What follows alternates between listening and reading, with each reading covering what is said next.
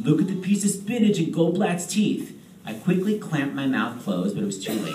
The proof was in his iPhone. He sent it to Jeff Horner as the bell rang, and Jeff had just enough time before everyone left to forward it to his entire contact list, which included the whole class. It was the only instance when I haven't seen everyone rush out of the room. Instead, they suddenly had all the time in the world to stand around and look at their phones. The mild laughter about David Chase's pronunciation of cliché was nothing compared to the belly laughs my spinach-filled teeth got. This is what my friend Spencer calls instant karma. I've told you before, Justin. Karma means that whatever you do, the same is done back to you. Spencer explained it to me for the 10th time this year in gym class later that day. Spencer and I are best friends, but look totally different. He resembles a Midwestern farmer, while I could easily be mistaken for someone applying to rabbinical school. We were slowly walking the track outdoors while everyone else was running at gym class. Spencer continued explaining. You were laughing at David Chasen, so your karma was to then have people laugh at you? I didn't want to hear the rest of the explanation, so I feigned being out of breath and waved for him to keep moving. He stopped. He considerately waited until I stopped panting to finish his lesson and why I deserved what I got. Sometimes it takes a while. Like when Dee Dee Gosling returned that wallet she found and months later was crowned homecoming queen, even though everybody thought Trisha Hansberry was going to get it. He was right. That crowning had to be Dee Dee's good karma. It certainly wasn't based on her twice monthly washed hair. Sometimes, however, it's immediate, or what's called instant karma. Like this. He stopped and pulled out his phone to show me what he had meant. I stared at the shot of my gaping mouth that featured what looked like a whole head of spinach in my two front teeth. Mr. Hazley blew his whistle 3 times to signal the end of class, giving me a break from learning more details about why my school-wide humiliation was my own fault. The other boys hit the showers, but since Spencer and I broke nary a drop of sweat walking, we just went to the locker room and put our school clothes back on. I looked at myself in the mirror. Maybe if I cut my hair short, my natural perm wouldn't be so big. And I guess if I ixnayed my enormous post-homework bowl of Cinnamon Toast Crunch, I could lose some of my gut. As the saying goes, my diet starts tomorrow. But I didn't mean that as a homily that some people found mysteriously humorous enough to reproduce in refrigerator magnets. I was serious. I'm sick of looking the way I do. I waved to Spencer and left the locker room. Since I had the next period free, I decided to go to the library.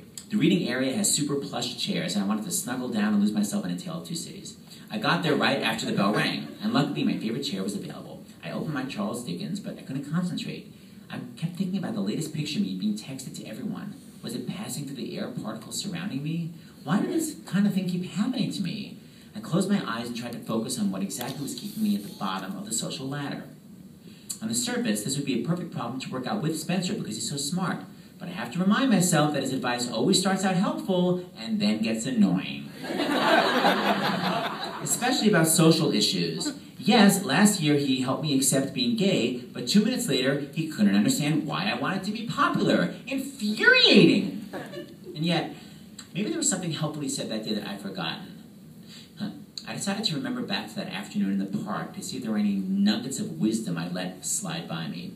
I had spent all of freshman year in denial of the growing feelings I was having towards boys. I absolutely did not want to grow up to be gay. I've been called a fag ever since 5th grade, and it always made me feel awful about myself before I even knew what it meant. Realizing that I probably was what the name meant was too much for me. By the spring, I had successfully suppressed thinking about it, until that afternoon in late June. Right after our algebra final exam, I was walking home with Spencer. We were both in a good mood because we only had one more final, and it was in health, which would cover such difficult topics as, can you get pregnant from a toilet seat? And, is showering good? We were laughing as we made up new topics. Should you set your hair on fire? Or, how many venereal diseases equal a bushel? When we passed by Doug Gould and his friends in front of the Ben & Jerry's. Even though the other boys in his gang tower over him, Doug is clearly the leader. Hey, fag Goldblatt. Laughing about faggy things?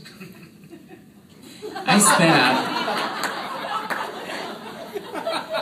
and Spencer followed. It was one thing to be called a fag when I was by myself, but to have a friend witness it was awful. When we got a block away, I started talking about health class again, hoping Spencer would pretend that nothing had happened. Instead, he said, Doug Gould is a douchebag. I tried to laugh, but couldn't. I still felt so embarrassed. I wanted to say, I hate being called a fag, but I said, I hate being a fag. Suddenly, complete silence. We were in front of the park, and the only noise was from the toddlers on the swing sets. Spencer looked at me seriously. Justin, you're not a fag. He said it firmly. He obviously wanted me to believe it, but at that point, I was sick of denying it to myself. Spencer, I am a fag. I expected him to be disgusted, but he wasn't. He gave me the same look he had just given me. Justin, you may be gay, but you're not a fag. Fag is a mean word that douchebags use to make gay people feel bad about themselves. What? He was confusing me with his not caring about my announcement. I decided to reiterate. Spencer, listen to what I'm telling you. I like boys. I am what they say I am. I'm a fag. And Justin, I'm asking you this. You're Jewish, right? I nodded. Does that mean you're a kike?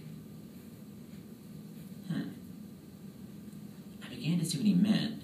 It was the first time I separated being gay from being called a fag. Just because we're not what the majority is doesn't mean we have to take on the a-hole-like words they attach to us. Good point, I thought then. Wait a minute. He said, just because we're not what the majority is? Spencer wasn't Jewish. He was Mormon. That's not cool. Not cool to improv. I managed to weep. We? He stood up taller. Yes, Justin. I like boys too. And I'm not a fag. Oh my God. My best friend was gay.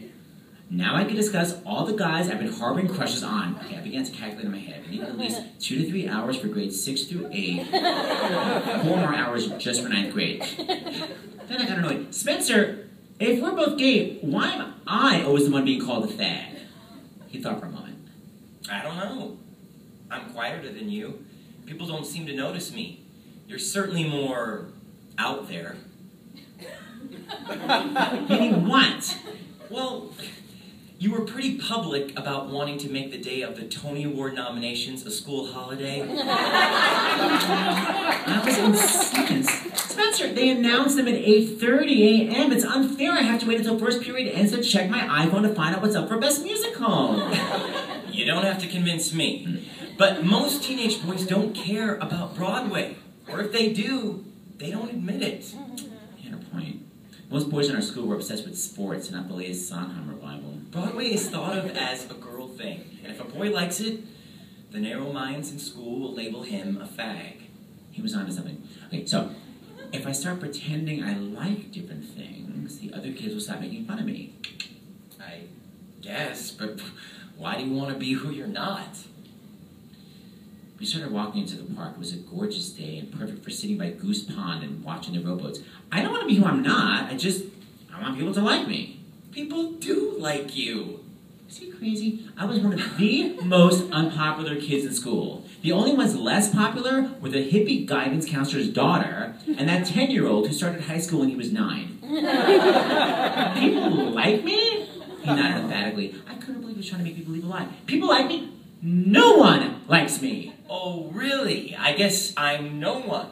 Even though I've been your friend since Mrs. Gibson's class? He was right.